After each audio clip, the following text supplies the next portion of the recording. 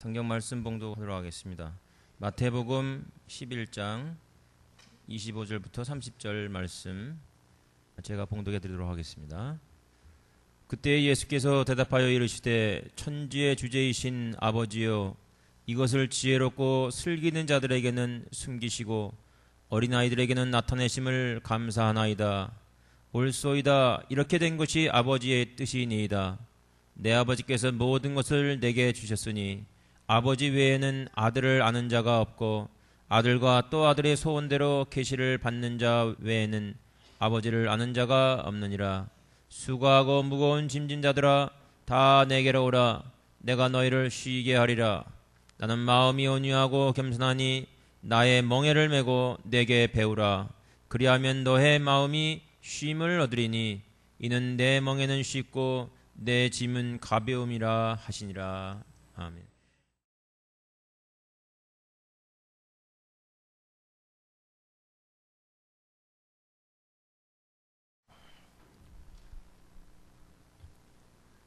부모님들이 그 자녀를 키우느냐고 굉장히 고생하셨다 이런 말 많이 듣는데, 사실은 자녀들이 생각하고 있는 그런 그 부모의 고생과 또 부모들이 가슴으로 느끼는 그런 그 고생에는 굉장히 많은 차이가 있다고 생각이 되어집니다.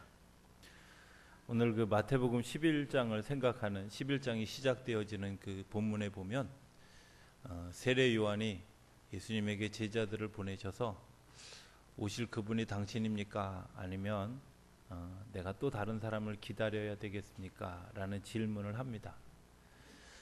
세례 요한과 예수님이 똑같이 천국에 가까웠습니다. 회개하십시오. 이런 메시지를 전파하고, 세례 요한이 그것을 통해서 이제 많은 사람들에게 회개의 열매를 맺게 했던, 또 예수님이 그것을 통해서 또 다른 하나님의 나라를 준비했던 그런 사건이 있었는데도 불구하고 같은 단어를 나눴지만 마음이 다른, 생각이 다른, 그리고 영적인 차원이 다른 그런 메시지였던 것을 세례 요한 스스로 드러내고 말았습니다.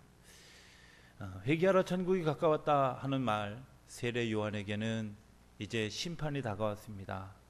그래서 썩어질 것은 썩어지고 살아날 것은 살아나게 될 것입니다.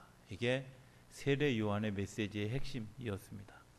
반면에 예수님의 회개하라 천국에 가까웠다라는 말은 이제 하나님의 나라가 가까웠는데 하나님의 나라의 그 사랑, 그 사랑이 이 세상을 바꿔 놓을 것입니다. 이런 선포였습니다. 세례 요한은 예수님이 오셔서 막 사람들을 막 정죄하고 그 다음에 다 판단하고 그리고 사람들을 이렇게 정리해 갈 거라고 생각했는데, 오히려 예수님은 사람들을 만나면서 치료하고 회복하게 하고 귀신들이 쫓겨가는 역사를 만들고, 이런 것들을 보면서 세례 요한에게 혼돈이 왔습니다. 이상하다. 내가 알고 있는 예수님과 예수님이 행하는 예수님과 좀 다른 것 같다. 이런 생각이 들어서 질문을 하게 된 겁니다. 예수님이 그런 과정들을 쭉 설명하고 난 다음에 제자들을 돌려보내고 난 다음에 예수님이 이야기하십니다. 너희들이 무엇을 보려고 광야에 나왔느냐? 화려한 옷 입고 부드러운 옷 입은 사람이냐? 그 사람들은 다 왕궁에 있다. 이렇게 이야기하면서 우리가 가지고 있는 생각의 한계, 경험의 한계, 지식의 한계에 대한 이야기를 하면서 오늘 본문이 시작되어지는 것을 보게 됩니다. 어버이 주일을 맞으면서 우리가 생각하는 또 다른 그런 그 다른 점, 그렇다고 생각합니다. 어머님들, 아버님들이 느끼고 있는, 연세 드신 어머니 아버님들이 느끼고 있는 그런 그 사랑이라는 단어와 자녀들이 느끼고 있는 사랑이라고 하는 단어가 좀 다르다고 생각합니다. 또 내가 가지고 있는 어떤 수고라고 하는 개념과 부모님들이 가지고 있는 수고라고 하는 개념이 역시 다르다고 생각합니다. 정말 감사합니다. 이렇게 이야기하지만 어머님이 느꼈던, 부모가 느꼈던 그런 그 감사와는 좀 전혀 다른. 성경에는 그래서 부모를 이야기하면서 내 부모를 공경하라 이렇게 이야기를 합니다. 공경하라는 말, 영어로 해석해도 그렇고 또 히라보로 해석해도 그렇고 그 마음 가운데 어떤 말이냐면 무겁게 여겨라, 소중하게 여겨라, 이런 뜻이 그 속에 있습니다. 요즘은 그 아이들을 보면 내 부모를 공경하라 하는데 내 부모를 공격하라 이렇게 생각하는 사람들이 많은 것 같아요. 부모는 공격의 대상이 아니라 무겁게 여기고 소중히 여겨야 되는 대상이라고 하는 사실을 좀 기억해 보았으면 좋겠습니다. 이런 생각을 합니다. 그 어머니가 자녀를 키울 때 어떤 모습을 가질까? 많은 그 이제 아이를 낳은 경험이 있는 그런 그 이제 성도님들의, 여자 성도님들의 이야기에 의하면 한 9개월쯤 되면 어떤 자세를 취해도 불편하다고, 누워도 불편하고 자도 불편하고 모로 누워도 불편하고, 예? 우리 교인들은 아무도 거기에 대해서 반응 안 하는 거 보니까 하나도 불편하신 분이 없었던 것 같아요. 근데 굉장히 불편한 생명체를 10개월 동안 자기의 뱃속에 넣고 있는 것이 얼마나 귀한 그런 일들, 얼마나 어려운 일들일까 하는 것들을 생각할 때마다 굉장히 그 경이로운 그런 그 사랑함을 느끼게 됩니다. 또 이렇지 않습니까? 아이들이 잘 할 수 있는 것 세 가지가, 갓난 아이들이 하는 것 세 가지가 있죠. 뭐해요? 먹고, 싸고, 자고, 이런 건데, 먹고 싶다는 게 이게 때를 따라서 먹고 싶어야 되는데 아무 때나 먹고 싶잖아요. 그죠? 그냥 아무 때나 빽빽 울어대면 줘야 되고 하는데, 특히 어려운 게 밤인데 그 밤에 이렇게 잠을 잘 때 아이가 웁니다. 그러면 엄마는 아빠에게, 아빠는 엄마에게 뭐라고 얘기하냐면, 당신이 좀 줘. 뭐 젖줄 때 선택의 여지가 없지만 우유 줄 때는 선택의 여지가 좀 있잖아요. 그렇게 서로를 미루더라도 아이 보고, 얘야, 엄마 아빠가 피곤하니까 금식해라, 이렇게 하는 부모는 없다는 겁니다. 누가 일어나서 주든 간에 그죠? 이게 금식하라고 그렇게 강요하는 법 없습니다. 또 아이들이 싸는 거 주특기죠. 그런데 싸고 났는데 너는 싸는 걸 좀 훈련하기 위해서 네가 좀 힘든 것들을 경험해야 된다. 그 오줌 싼 기저귀를 하루만 더 차고 있어라. 이렇게 하는 부모가 없다는 겁니다. 거기서 끝나는 것이 아니라 기저귀 발진 날까봐 거기다가 막 하얀 거 가루 발라가면서 아이가 정말 그런 일들을 겪는 것에 대해서 굉장히 안타까운 마음으로 그 일들을 한다고 하는 겁니다. 아이들이 싸는데 뭐 아무데나 싸는 것도 아니고, 어떤 때는 남의 식당 가서 그 철퍼덕하게 큰 걸 싸놓는 그런 아이들도 많이 있는 것들. 또 때로는 만원 버스 안에서 아이가 싸서 기저귀를 갈아야 되는 그런 좁은 열차 안에서 그런 일들을 경험해야 되는 일들, 그런 일들을 다 감당하고 사실은 부모님들이 자녀들을 키웠다 이렇게 생각하면 그 부모님들의 사랑이 얼마나 귀한지, 또 그것을 얼마나 소중하게 여겨야 되는지, 또 얼마나 무겁게 여겨야 되는지 하는 것들을 경험하게 됩니다. 제가 오늘 본문 가운데서 좀 찾기를 원하는 것은, 그런데 그 부모님들을 통한 하나님의 사랑이 무엇일까 하는 것들입니다. 부모님들을 통해서 하나님, 우리가 이제 그 사랑함이라고 하는 것을 구체적으로 배우는 그런 그 사랑해주는 대상이 크게 세 가지가 있다고 생각합니다. 첫 번째는 부모님이고요. 두 번째는 그 부모님의 사랑을 못 받은 사람들이 누리는 또 다른 사랑함이 배우자를 통해서 누리는 사랑이고요. 그 다음에 그 부모님도 배우자도 나를 사랑해 준 적이 없는데 내가 사랑을 경험하는 또 다른 사랑은 하나님을 통한 사랑을 경험하는 것이라고 여겨집니다. 사랑은 우리가 아는 것처럼 이론이 아닙니다. 실제입니다. 사랑은 누가 가르쳐서 배울 수 있는 것이 아니라 우리가 몸으로 느끼고 배우는 것들입니다. 사랑은 이런 것입니다. 아무리 설명해도 우리가 그 사랑을 이해할 수가 없습니다. 예전에 제가 기억하기는 조선일보로 기억하는데, 조선일보에 6년 7개월 동안 사랑은 하는 것이 매일 만화, 이렇게 뭐라 그러죠? 만화 한 컷의 만화로 사랑을 표현했던 적이 있습니다. 6년 7개월이라는 긴 기간 동안 사랑에 대해서, 사랑은 이런 것입니다, 사랑은 이런 것입니다, 매일 그 일을 나누었지만 이 땅에 사랑이 심어지기보다는 사랑에 반대되는 것들이 더 많아지는 것을 보면 사랑은 이론이 아니라 사랑은 실제라는 것들을 경험하게 됩니다. 그런 그 실제의 사랑을 어디서 만나느냐? 그것은 부모님도 있고 배우자도 있고 하나님도 계신 가정 안에서 배우게 된다고. 그 가정의 핵심이 무엇이냐? 핵심이 누굴까? 그게 사실은 부모님으로부터 시작되어져요. 부모님의 사랑은 우리가 알고 있는 것처럼 에로스적인 그런 주고받는 사랑이 아니라는 겁니다. 내가 정말 바보같이 자녀에게 그 한없는 것들을 부어주는 그런 사랑이라고 생각이 되어집니다. 그 자녀가 어떤 자녀가 될 것이라고 하는 그 기대 때문이 아니지, 기대가 없더라도 그 부모님의 사랑은 계속되어집니다. 아이들이 잘못합니다. 잘못한 것을 용서하는데 이 자녀가 이거 잘못한 것 또 잘못할지 뻔히 압니다. 그럼에도 불구하고 한 번 더 속는 마음으로, 한 번 더 이해하는 마음으로 그것을 받아들이는 부모님의 사랑. 자녀가 배반할 것 뻔히 압니다. 이것 때문에 굉장히 힘들어질 것도 압니다. 그럼에도 불구하고 그 자녀를 믿어주려고 하는 그 사랑. 자녀가 이것 때문에 굉장히 어려워질 것 알기 때문에 그 자녀를 때로는 오해를 받아가면서도 상당히 강하게 질책하는 그런 그 부모님의 사랑, 이런 것들을 생각하면 그 속에 어쩌면 하나님의 작은 사랑의 모형이 그곳에 있는 것은 아닐까 하게 생각하게 되어집니다. 하나님의 사랑이 부모님을 통해서 우리가 느껴지는 그런 것들을 느껴질 수 있지 않겠습니까?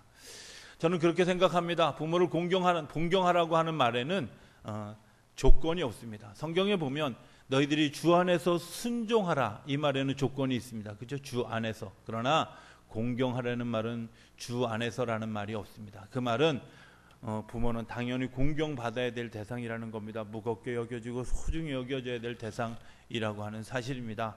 어떤 조건이 있는 것이 아닙니다. 그 부모님이 예수를 믿든 믿지 않든 상관없습니다. 그 부모님이 잘생겼든 못생겼든 상관없습니다. 젊든 연세가 많으시든 상관없습니다. 그분이 공부를 못한 사람이든 공부를 많이 한 사람이든 상관없습니다. 그 부모님이 나를 사랑해 주었던, 사랑해 준 것을 내가 느끼지 못했던 상관없습니다. 그냥 그 부모를 공경하는 겁니다. 소중히 여기는 겁니다. 무겁게 여기는 겁니다. 그리고 그 사랑을 가지고 주님 앞에, 그 부모님 앞에 나아가는 것. 어쩌면 그것을 통해서 우리가 하나님을 사랑하는 법을 배우는 것 아니겠습니까? 하나님이 나에게 아무것도 해준 것이 없습니다. 여러분들 그렇습니까? 그렇게 느껴지더라도 하나님을 공경할 수 있는 마음이 여러분들 가운데 일어나는 것은 내가 부모를 공경하는 그 작은 일에서부터 시작할 수 있다고 하는 겁니다. 성경을 보면서 제가 굉장히 많이 억울해했던, 남자로 태어난 것을 되게 억울하게 생각했던 그런 일들이 있었습니다. 그것은 성경을 깨닫고 난 다음입니다. 예전에는 성경에 이렇게 나옵니다. 너희 어미된들아, 부모들아, 너희 자녀를 노엽게 하지 말아라. 자녀들아, 너희 부모에게 순종하라. 순종하라는 말이 굉장히 어려운 이야기인 줄 알았습니다. 그래서 순종하는 것에 대해서 굉장히 불편한 마음을 가진 적이 많이 있었습니다. 그런데 생각해보면 노엽게 하지 않으려고 하는 부모님의 사랑이 얼마나 큰지를 알고 난 다음에 제가 마음속에 굉장한 부담을 가지게 됩니다. 노엽게 하지 않아야 된다는 것, 사랑한다고 하는 것, 어쩌면 사랑한다고 하는 것이 우리가 생각하는 것처럼 그렇게 그냥 어떤 작은 그런 사랑이 아니라 그 속에 담겨진 굉장히 중요한 의미가 있다고 하는 것을 알게 됩니다. 우리가 성경에서 이제 흔히 이야기하는 나를 핍박하는 자를 위해서도 기도하는 것, 그 사랑이라고. 그렇죠.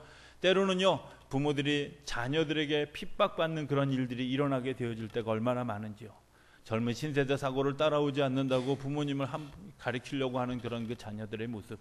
그러나 그 속에서 정말 알지 못하는 그 사랑의 넉넉함의 그런 그 품위를 알지 못하는 그런 그 자녀들의 아픔들을 우리가 경험하게 되지 않습니까? 사랑이라고 하는 것은 우리가 알 수 없는 것, 너무 크고 놀라운 것들입니다. 우리가 정말 말을 듣지 않는데도 불구하고, 순종하지 않는데도 불구하고 사랑이라고 하는, 가정이라는 울타리 속에 우리를 넣고 사랑하는 그 사랑함, 그것이 어쩌면 큰 사랑임인데도 불구하고 우리가 그 사랑들을 느끼지 못하고 있는 것은 아닐까, 이렇게 생각합니다. 제가 종종 이런 질문을 합니다. 사랑하는 것이 어렵겠습니까? 순종하는 것이 어렵겠습니까? 많은 사람들이 순종하는 것이 어렵다고 이야기하는 사람들이 있습니다. 죄송합니다만은 사랑하는 것이 훨씬 어렵습니다.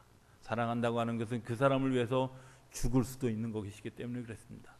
예수님이 보여주신 사랑이 그런 것 아니겠습니까? 가룟 유다가 당신을 은 30냥, 정말 몇 푼 안 되는 그 은 30냥에 당신의 삶을 팔아버리는 그런 그 가룟 유다, 그 사실을 다 알고 있음에도 불구하고 그를 위해서 떡을 떼어주고 포도주를 나누어주고, 그리고 그 몸으로 상징되어진 그런 그 몸을 나누어주고 그 사람의 발을 씻겨주는, 아무도 하지 않는, 스승들이 아무도 하지 않는 그런 일들을 감당하는 예수님의 모습, 그 속에서 정말 사랑이라고 하는 것이 이런 것이구나 하는 것들을 경험하게 됩니다. 사랑하기 때문에 죽을 수 있는 겁니다. 사랑하기 때문에 내가 손해볼 수 있는 겁니다. 때로는 사랑한다고 하는 것이 저 사람이 나를 배반할 줄 뻔히 알면서도 바보같이 그 사람을 그냥 사랑해 주는 것이 사랑입니다. 저 사람이 나를 이용하는 줄 알면서도 그냥 바보같이 사랑하는 것, 그냥 사랑해 주는 것, 그게 사랑인 것입니다. 저 사람이 나에게 정말 그 내가 감당하지 못할 만큼 큰 손해를 끼친다 할지라도 그럼에도 불구하고 그 사람을 사랑하는 사랑을 보여주신 것, 그것이 예수님의 사랑이고 그것이 우리 부모들이 우리에게 보여주었던, 우리에게 가르쳐 주었던 사랑입니다. 남자 된 것을 후회한 이야기를 좀 하기 원합니다. 성경에 좀 바꿨으면 좋겠습니다. 너희 남편들아 아내들에게 순종해라, 이렇게 했으면 좋겠어요. 너희 아내들아 남편을 사랑해라, 이랬으면 정말 좋을 것 같아요. 근데 그 사랑이라는 무게가 너무 무겁습니다. 때로는 밥을 이렇게 옆에다 이렇게 붙인 모습도 사랑해야 되는, 예? 때로는 침 흘리면서 자는 모습도 사랑해야 되는, 때로는 막 속상하게 하고 오해하고 막 피곤하게 할 때도 사랑해야 하는 그런 그 사랑. 순종은 사실 좀 쉽지 않습니까? 그냥 하라는 대로만 하면 되지 않습니까? 그렇지 않습니까? 저는 할 수 있을 것 같이 여겨집니다. 왜? 사랑의 무게보다는 덜하기 때문에. 우리가 부모를 통해서, 아내를 통해서 혹은 남편을 통해서 무엇을 배울 수 있을까? 그것은 하나님이 우리를 사랑하시는 사랑함을 배우게 되어진다고 하는 겁니다. 어려서 이런 경험이 있었습니다. 제가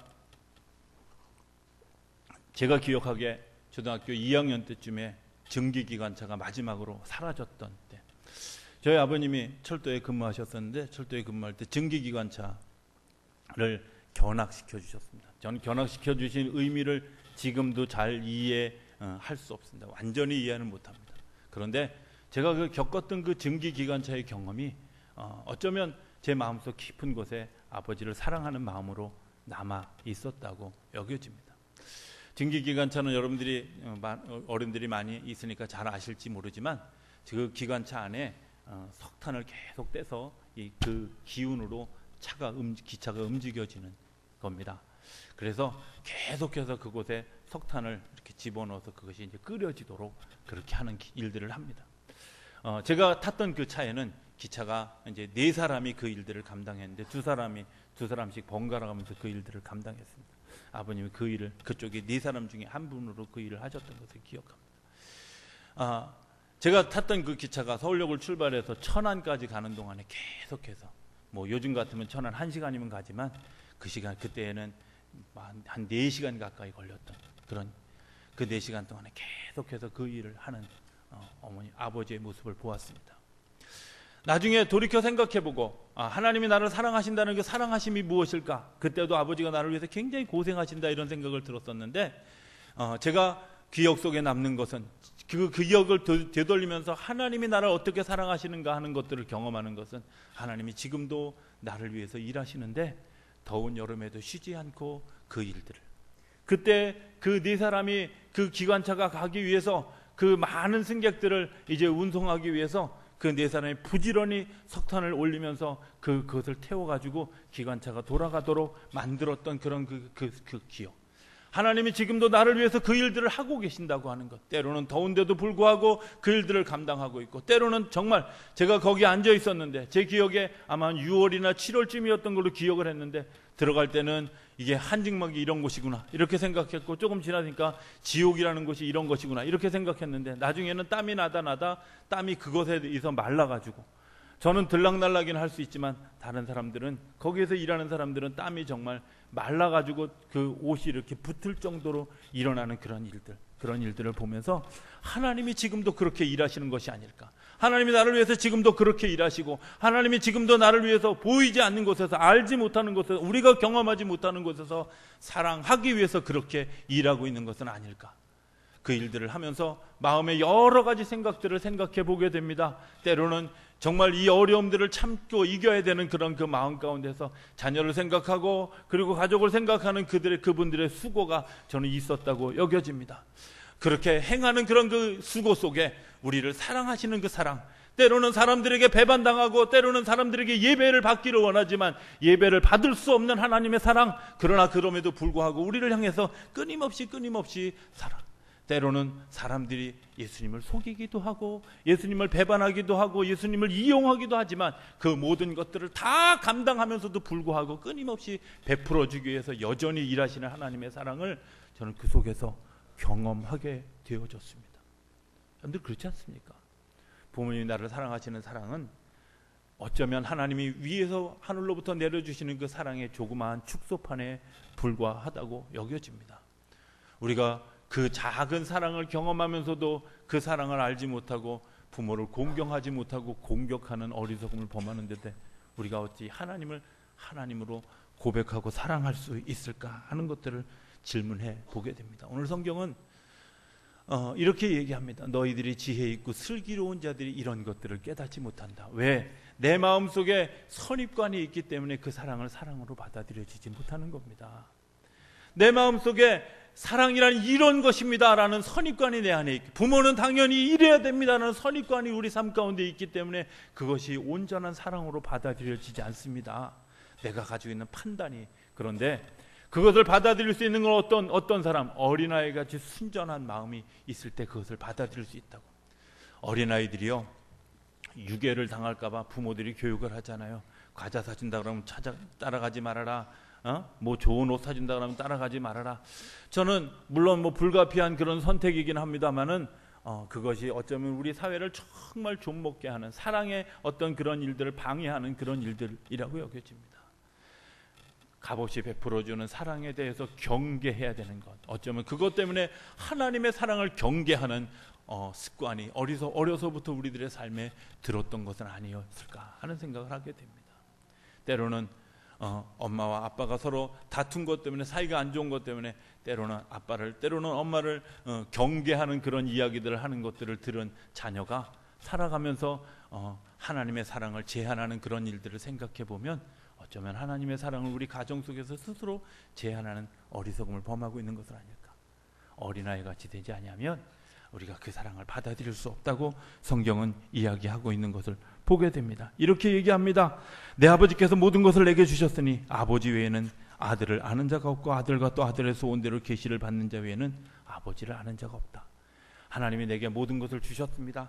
내게 모든 것을 주셨기 때문에 내가 제 자녀를 사랑합니다. 여러분들, 내가 사랑한 것 때문에 감사해야 합니다. 내가 사랑을 베푼 것 때문에 감사해야 됩니다. 내가 사랑을 베풀었기 때문에 하나님 위로부터 더 큰 사랑을 나누어 주셨습니다. 우리가 사랑해야 하는 이유가 있습니다. 그것은 하나님이 나를 사랑하셨을 때, 내가 흘려보냈을 때 더 큰 사랑을 경험할 수 있기 때문에 그렇습니다. 많은 교회가 수고하고 무거운 짐진 자들아 다 내게로 오라 내가 너희를 쉬게 하리라 하는 말을 무거운 근심, 염려 이런 것들로만 이야기하는 경향이 있습니다. 그러나 그 속에 저는 더 깊은 의미가 있다고 여겨집니다. 수고하고 무거운 짐을 진 사람, 어떤 짐을 졌을까? 내가 세상의 경험, 세상의 지식, 세상의 이론이라고 하는 무거운 짐을 지고 살아가면서 하나님의 사랑으로 경험하지 못하게 하는 일들을, 우리 스스로 방해하고 있는 일들을 우리가 경험하고 있습니다. 수고하고 무거운 짐을 졌습니다. 짐을 진 것 때문에 오히려 하나님의 사랑을 경험하지 못하고 살아가는 사람들, 그 사람들에게 사랑은 이런 것이다. 너희는 내게 와서 배우라. 나는 겸손하다. 나는 온유하다. 내게 와서 배우라. 이 성경을 내 멍에를 메고 내게 배우라 하는 이야기를 어떤 주석에 이렇게 설명하는 것을 본 적이 있습니다. 소가 이제 송아지를 데리고 밭 가는 훈련을 시킵니다. 밭 가는 훈련을 시키는데 이렇게 훈련을 시킨다는 겁니다. 어미소가 그 밭을 가는 그런 그걸 뭐라 그러죠? 쟁기를 이제 탁 차고 앞으로 이렇게 갑니다. 앞으로 가는데 그 뒤를 바로 똑같이 쟁기를 메고 송아지가 뒤따라가는 겁니다. 밭은 누가 갈아요? 밭은 사실은 어미소가 다 갑니다. 자세, 가는 것 이런 것들 다 가는데 자녀가 뒤에서, 그 송아지가 뒤에서 느끼는 그런 것은 뭐냐면 아버지가 앞에 가면서 다 갈았던 그 밭을 가는 기쁨을 자녀들이 누리게 된다는 겁니다.